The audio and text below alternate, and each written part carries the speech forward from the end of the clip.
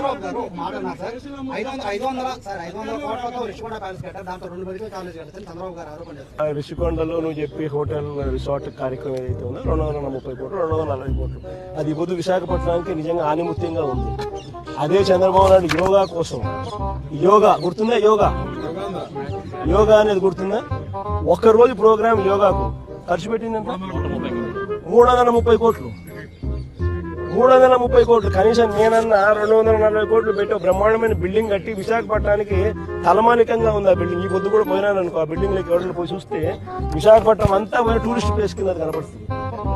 ఆ పెద్ద పెద్ద వాళ్ళందరూ దాంట్లో వచ్చి నేను ఇప్పుడు గవర్నర్ గారు పోయినారు అనుకో, మోడీ గారు వచ్చినారు అనుకో, లేకపోతే పుతిన్ వచ్చినాడు అనుకో, లేదా రష్యన్ ప్రెసిడెంట్ పుతిన్ వచ్చినాడు అనుకో, ఎక్కడ పెడతారు?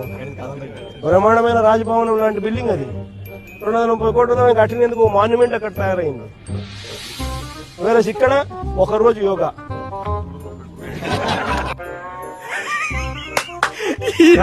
ఏం ఫీల్ ఉండదు మామయ్య.